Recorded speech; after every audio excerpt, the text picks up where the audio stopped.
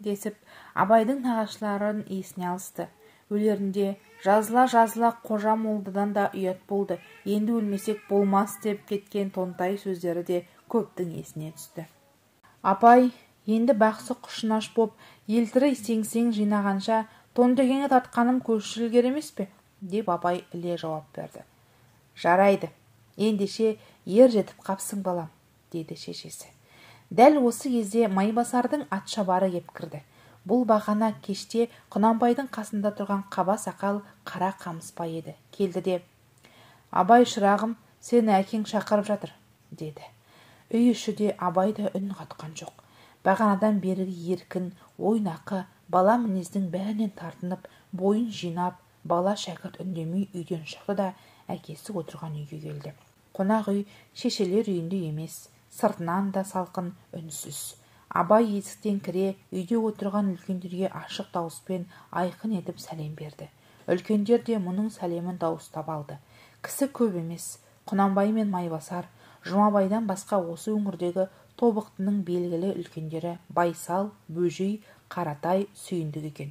Және осылардың жанына ерткен жас жолдасы тәрізді Байсалдың немере інісі бала жігіт Жиренше бар. Абайдан жас үлкендеу болса да ол құрбыша ашына еді. Әкесінің бағанаға кешке күткен кісілері осы үлкендер болды. Абайдың бала күннен сезетін бір жайы, мұндай кісілермен әсіресе дәл осы 4-5 кісімен бас қосу ел ішінде басталатын бір үлкен істің, оқшау істің белгісі болатын. Оларды әкесі ежелгі дағдысы бойынша әдейі шақыртып алған сияқты. Бұрын ондай сөздеріне Абай араласып та, тыңдап та көрмеген. Бүгін бірінші рет әдейі алғызып отыр. Бір ойдан Абай өзіме бірдеме айтпақ бекен деп те ойлайды. Бірақ еш нәрсенің қисынын да таба алмады. Абай келіп отырысымен анау үлкендер бұдан қала жайын, оқу жайын, саушылығын сұрастырды. Өзге үлкендер ішінде Абайға әсіресе көңіл бөлген сөзуар, жарқын жүзді Қаратай.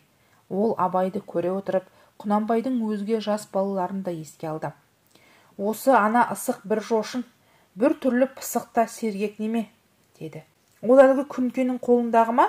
Деп сұрап алып, Бөжей: Рас, құлдырап тұр, деді. Я, рас-ау, соның оты бар, деп Байсал да қостады. Бұның бәрі қиялап айтқан Құнанбайдың қошеметі. Үндемей түйіліп, сұп-сұр боп отырған Құнанбай ол сөздерге көп шіміркенген жоқ. Қайта теріс көргендей мойын бұрып Абайға қарап: Одан да не күтсеңдер де осы жаман қарадан күтсеңдерші, деді. Құнанбайдың мына баласын осында шақыртып алып отырған және жаңағыдай етіп бұларға тантыққалы отырғанын өзгеден Қаратай бұрын аңғарған. Ол дағдылы, майысқақ ептілікке салып, енді Құнанбайдың жаңағы бетімен Абайды сөз қыла бастады. Бөжей мен Байсалға қарап: Сендер мұның сүндетке отыртқанда не деген естіп педіңдер? Деп аз күліп алды. Абай өзінің балалық, шалалық мінезінің бірін мынадай суық пішінді үлкендердің ортасын салғалы келе жатқан Қаратайға тіпті ырза емес еді. Қысылып ұялып бастады, бірақ тоқтатар шарасы жоқ. Сондықтан бар тапқаны ол бала өзі іздеместей үндемей сазарып қалды.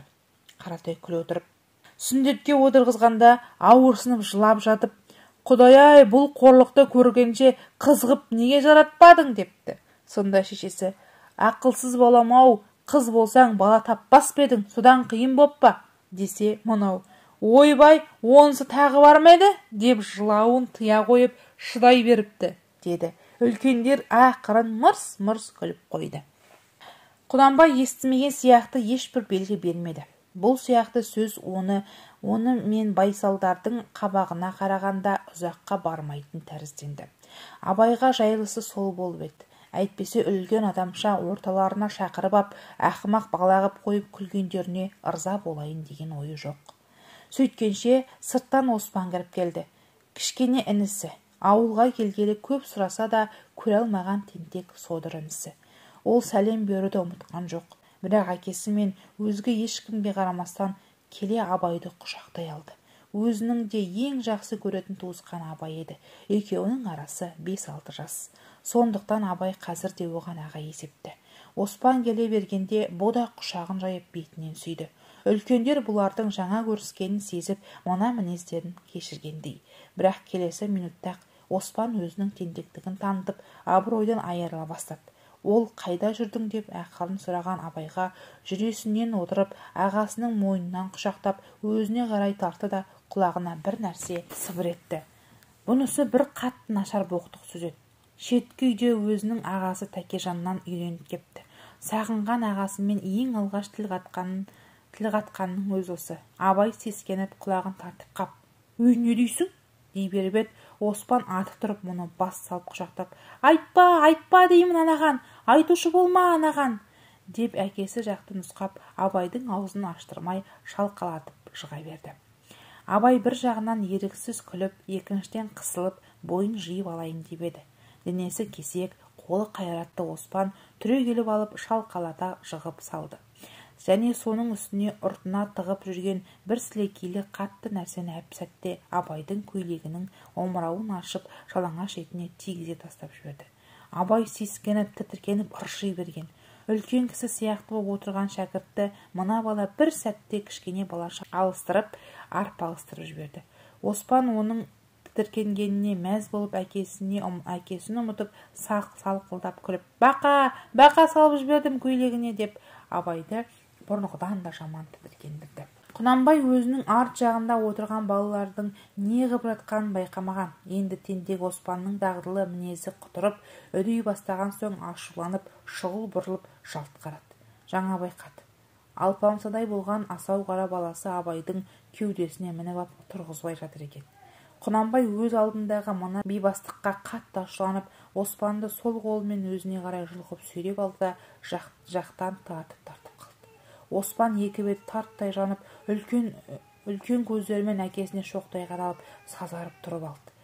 Ұрғанынан титтей міз баққанда қалт еткен де жоқ. Бұның бәрін көріп отырған Сүйіндік Байсалға күбір етіп, «Жаным-ау, қасқыр бала мынау ғой» деді. «Құж десеңші, мынадан ба, мынадан шығар-ау» деп Байсал да күңк етті. Құнанбай атшабарға қатты әмір етіп, «Бар алып кет, қарғыс тигенді» деп Оспанның бетін бұрды да итеріп қалды. Бала сүрініп құлай бергенде атшабар да қармап көтере берді. Оспан дәл сол әкеден құтыла беруді күткендей атшабар енді көтеріп алғанда үйдегінің бәріне естірте арт жағынан жел шығарып тырқ еткізді де кете барды. Майбасар қартайға көз тастап, бір езуін тартып басын шайқады. «Қап, мына абыройсыз бар абыройдан бірақ айырылды-ау» деді. Қонақтардың кейбірі ақырын күліп қалды. Қаратай, Байсалдар Оспанның кетісін өз іштерінде қорқып кеткен жоқ, егісіп кетті деп бағалаған. Құнанбайдың бұрыннан да түйіліп, айтар сөзін бастамай ызаланып отырған қалпы бар еді. Мынау тұста тағы да суынып, түнере түскендей болды. Үй іші бір талай жым-жырт отырып қалды. Сонымен біраз томсарып отырып барып, қайта қыбырласқанда Құнанбай ойдағы сөзін бастады. Бірінші тараудың соңы.